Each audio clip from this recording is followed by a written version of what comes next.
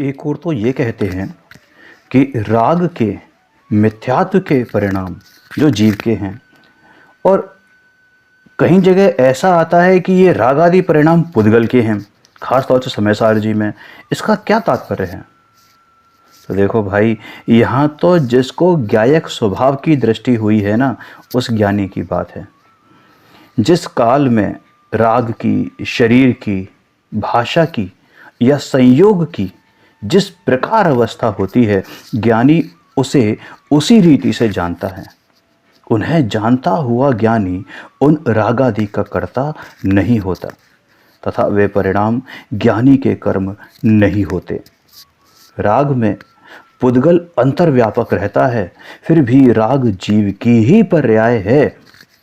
हालांकि राग जीव की ही पर्याय है, फिर भी यहाँ तो जिसे द्रव्य बुद्धि हुई है, द्रव्य बुद्धि माने कि ध्रुव दृष्टि हुई है, अथवा जो ज्ञाता भाव से परिणमा है, उस ज्ञानी की अपेक्षा यह कथन है। पर्याय में जो राग है उसके आदि मध्य अंत में पुद्गल ही है, आत्मा नहीं है। ज्ञानी को जो स्वभाव दृष्टि हुई है उसके आदि मध्य अंत में आत्मा है। स्वभाव दृष्टि में सम्यक दर्शन पर्याय के आदि मध्य अंत में ज्ञायक स्वभावी भगवान आत्मा है, तथा राग के आदि मध्य अंत में पुद्गल है। यानी आदि में भी पुद्गल, मध्य में भी पुद्गल और अंत में भी पुद्गल। यह बेसिकली दृष्टि के विषय की बात है। दोनों वस्तुओं को यानी ज्ञान और राग को भिन्न किया गया है। कहते हैं कि राग रूप जो पुद्गल परिणाम है, उसके आदि मध्य अंत में पुद्गल है तथा उसका कर्ता पुद्गल ही है। अब ज्ञानी की कर्ता कर्म की स्थिति क्या है तथा जड़ पुद्गल की दशा क्या है, इस संबंध में जो बात चल रही है ना, उस संबंध में यहाँ पर बात की है। व्यवहार रत्नात्रय का जो शुभ राग है, उसमें पुद्गल द्रव्य अंतर्व्यापक होकर उसको करता है। वह जीव का व्याप्य यानी व्याप्य कर्म नहीं है। देखो, व्यवहार रत्नत्रय का जो शुभ राग है, उसमें पुद्गल द्रव्य अंतर्व्यापक होकर उसको करता है, वह जीव का व्याप्य कर्म नहीं है। प्राप्य अर्थात जिसे कर्ता प्राप्त करता है, ग्रहण करता है, विकार यानी बदलना, परिवर्तन करना, और निवृत्त यानी उपजना, इस प्रकार तीनों एक ही कार्य हैं। क्या समझ में आई? ग्रहण करना, उपजना यानी कि उत्पन्न होना, और विकार करना यानी कि बदलना, परिवर्तन करना। विकार का मतलब यहाँ बेकार नहीं है, अशुद्ध नहीं है, मतलब परिणमन करना है।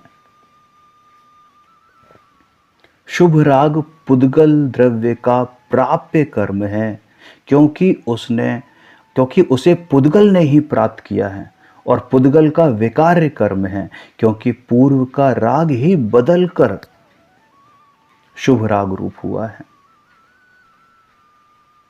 और पुद्गल ने ग्रहण भी किसे किया है कि उस राग को ही ग्रहण किया है। इस प्रकार यह शुभ राग पुद्गल का ही निवृत्ति कर्म है, क्योंकि शुभ राग का जो नया उपजता है, उस रूप में पुद्गल ही उत्पन्न हुआ है। विकार के परिणाम, शुभ राग आदि के परिणाम, ये आदि मध्य अंत में इनके पुद्गल ही व्याप्त है। आदि में आत्मा हो और मध्य और अंत में राग हो, ऐसा नहीं होता। आदि मध्य अंत में पुद्गल ही व्याप्त होकर राग को ग्रहण करता है। भगवान आत्मा उसे ग्रहण नहीं करता, वही विकार के रूप में बदलता है, वही रागपने उत्पन्न होता है। इस कारण वह राग ही पुद्गल का निवृत्ति कर्म है। स्वभाव पर जिसकी दृष्टि पड़ी है, उसके प्राप्य, विकार और निवृत्ति तीनों कर्म राग रूप नहीं है। आप प्रश्न कर सकते हो कि यदि राग का कर्ता पुद्गल है, तो जीव उसे उत्पन्न होने से किस प्रकार रोक सकता है? तो भैया, रोकने का तो सवाल ही उत्पन्न नहीं है यहाँ पर, मतलब रोकने का तो सवाल ही नहीं होता। ज्ञानी को तो जो राग होता है वह उस राग को राग नहीं जानता, वह उस राग को ज्ञान जानता है, क्योंकि वो राग का ज्ञान करता है। जो राग होता है वह तो पुद्गल का प्राप्य विकार और निवृत्ति कर्म है, और ज्ञानी उसे ज्ञान में जानता है। बस इतनी सी बात है। शुभ राग मेरा कार्य नहीं है, किंतु इसको जानने वाली ज्ञान की जो पर्याय है वही मेरा कार्य है। और ऐसा मानता हुआ ज्ञानी साक्षी भाव से परिणमन करता है।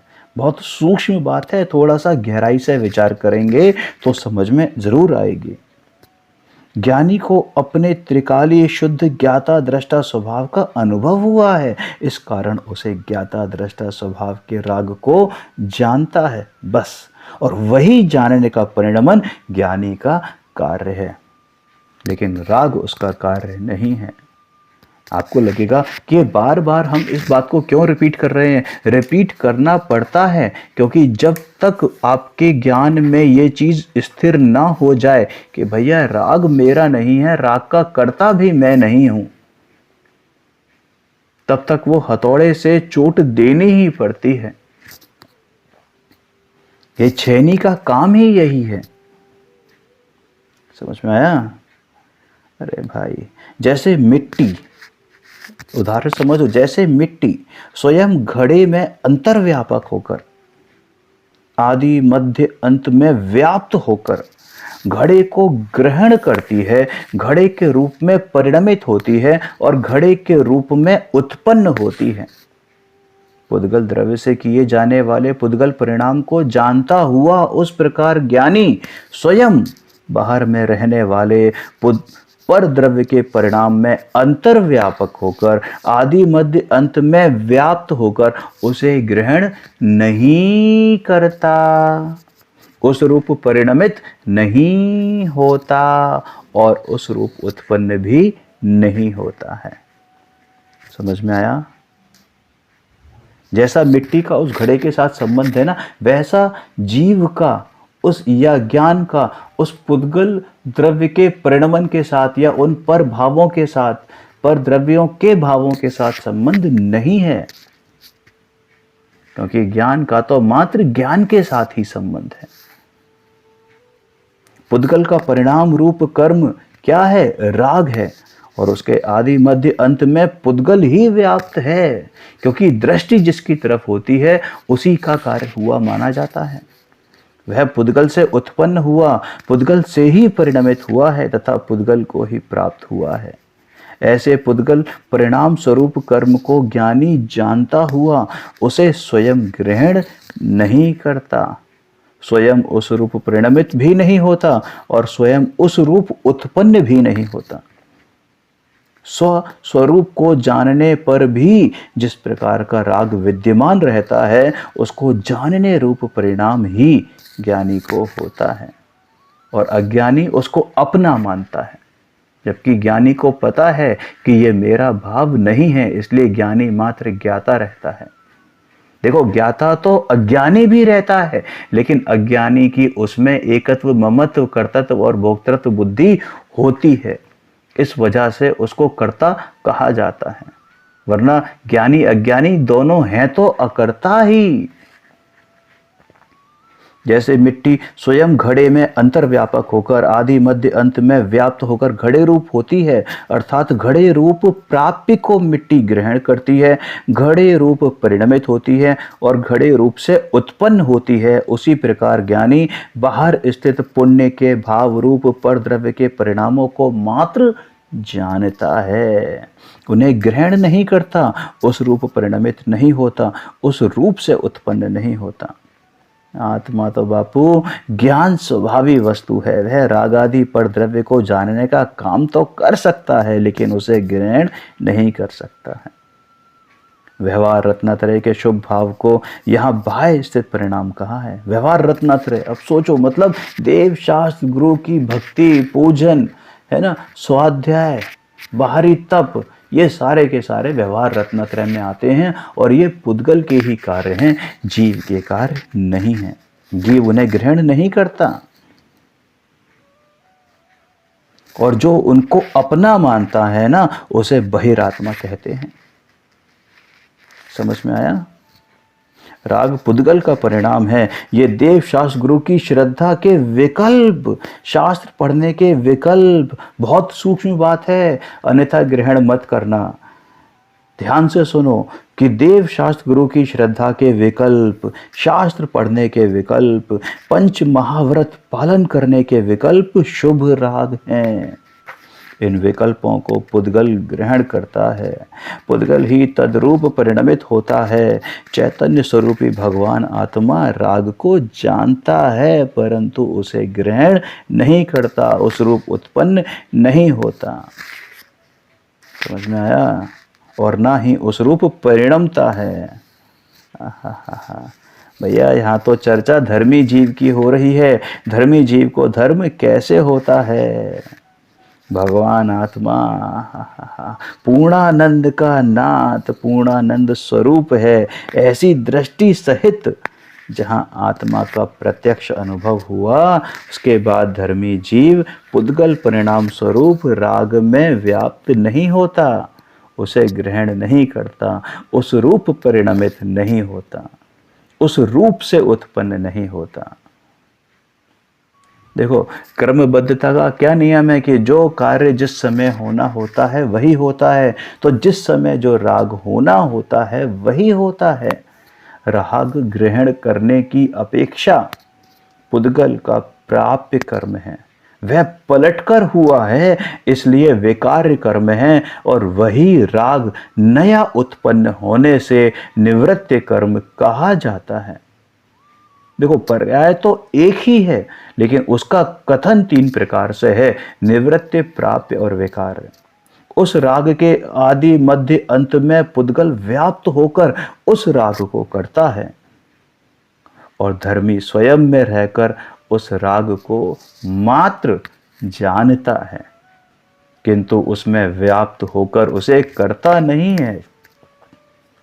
अब लोग क्या करेंगे कि निश्चय व्यवहार के नाम पर प्रश्न खड़ा कर देंगे कि अकेले उपादान से कैसे कार्य हो सकता है? अभ्यंतर और बाह्य दोनों कारणों के होने पर ही तो कार्य होता है। मतलब अंतरंग निमित्त, अंतरंग उपादान और बहिरंग निमित्त, ये सारे भी तो चाहिए। कि भाई ऐसा नहीं है, क्या राग और ज्ञान मिलकर आत्मा का धर्म रूप कार्य करा सकते हैं?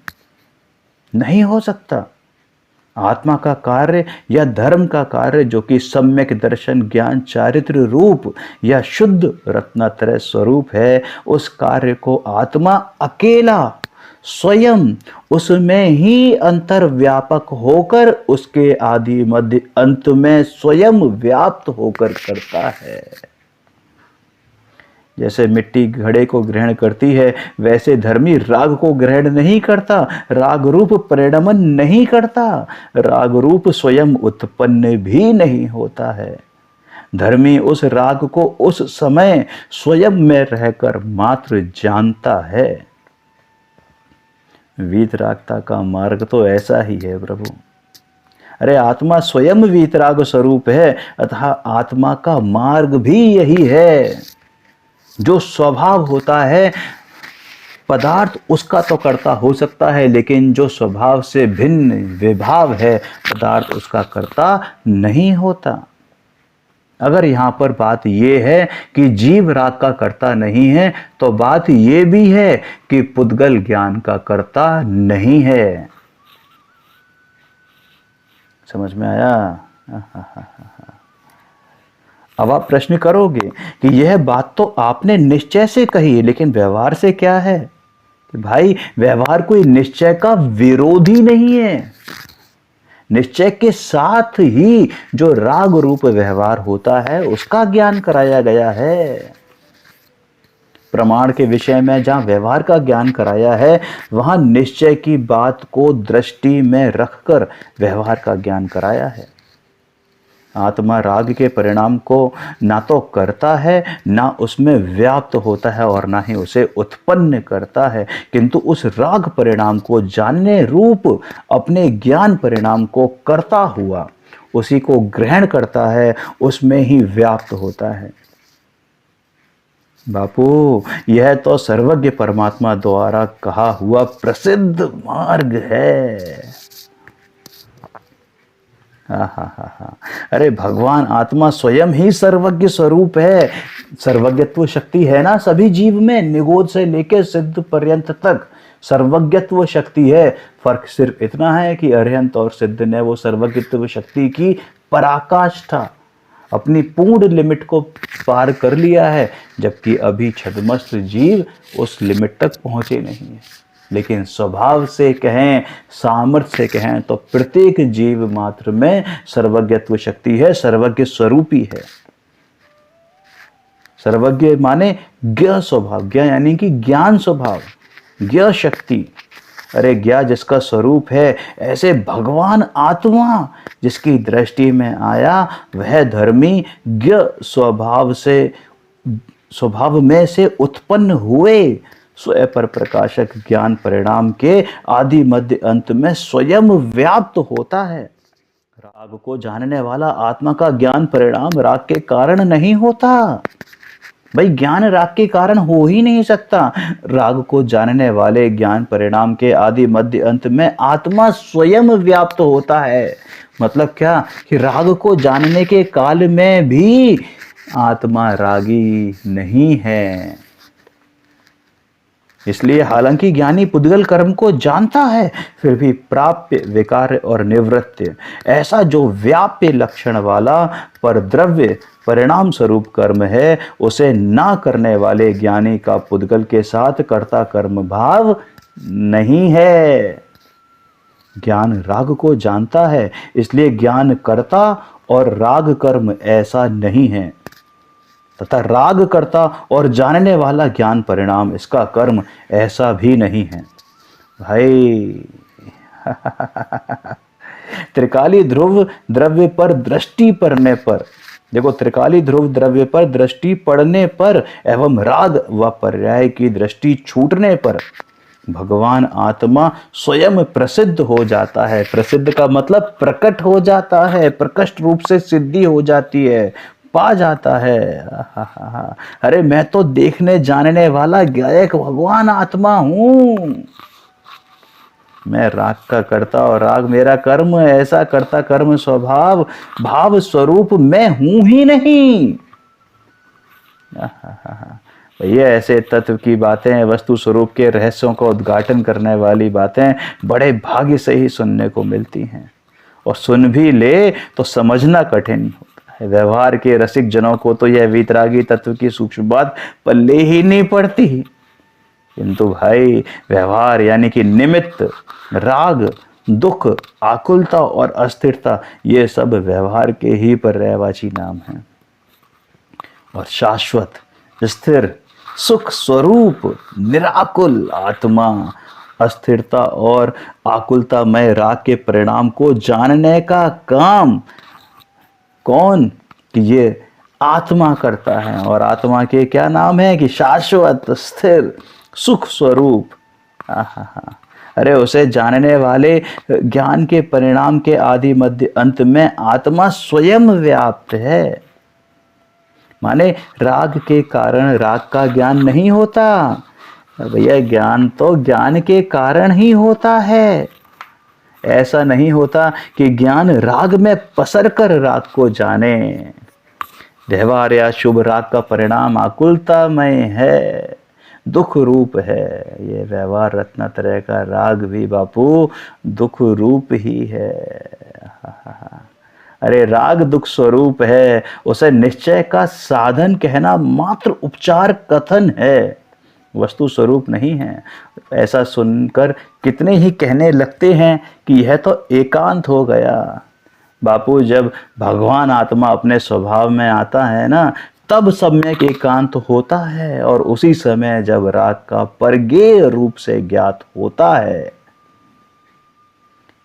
उसी समय राग का जब परगेय रूप से ज्ञान होता है, तब सम्यक एकांत कहा जाता है।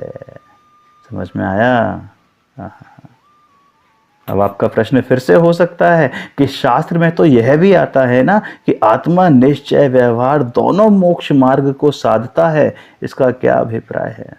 भाई साहब, जिनवाणी में तो अनेक अपेक्षाओं से अनेक प्रकार के, विविध प्रकार के कथन आते हैं। जहां जो अपेक्षा हो उसका उसी अपेक्षा से अर्थ करना चाहिए, अर्थ समझना चाहिए। यहां जो बात चल रही है, वस्तु स्वरूप का निश्चय दृष्टि से यथार्थ ज्ञान कराने का प्रयोजन है। निश्चय मोक्ष मार्ग ही आत्मा का कार्य है। निश्चय मोक्ष मार्ग ही आत्मा का कार्य है। निश्चय मोक्ष मार्ग ही आत्मा का कार्य है, क्योंकि उसी में आत्मा व्याप्त है। राग में आत्मा व्याप्त नहीं है, परंतु उस निश्चय मोक्ष मार्ग की अवस्था में जिस जाति का शुभ राग या व्यवहार सहचर यानी कंपेनियन रूप से होता है, उसे व्यवहार मोक्ष मार्ग कहा जाता है। तथा निश्चय का आरोप व्यवहार पर करके व्यवहार को साधक कहा जाता है। वास्तव में तो राग से भिन्न होने पर प्रज्ञा का अनुभव, प्रज्ञा माने क्या कि स्वयं का ज्ञान, प्रज्ञा का अनुभव ही साधक है।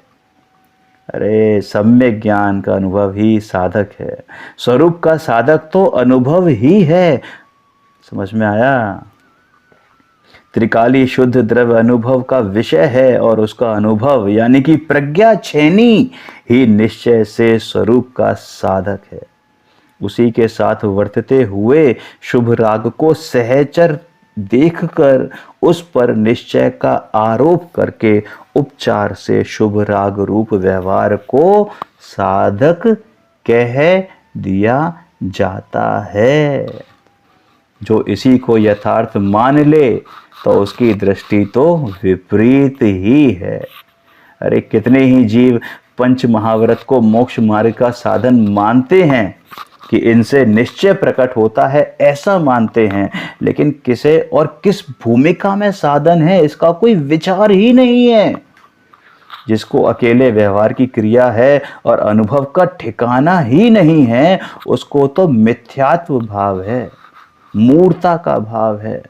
अरे जो मिथ्यात्व में पड़ा है उसे व्यवहार कैसा? ये निश्चय और व्यवहार भी भैया श्रुत ज्ञानी को होते हैं, हमारे सम्यक ज्ञानी को होते हैं, मिथ्या ज्ञानी को नहीं। जो ठीक से मति ज्ञान और श्रुत ज्ञान का स्वरूप भी नहीं जानता, उसको कैसे निश्चय और व्यवहार?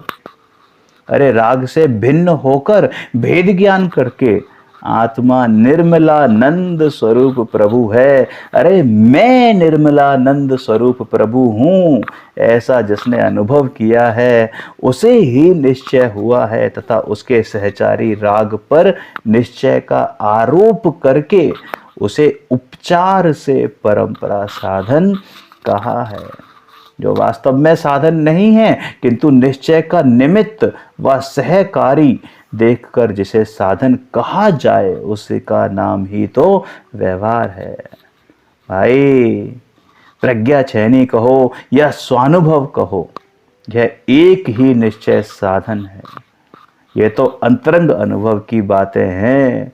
यदि कोई पंडिताई की अभिमान से दग्ध होकर सत्य का अपलाप करे तो करे, फिर भी सत्य तो सत्य ही रहेगा। समझ में आया?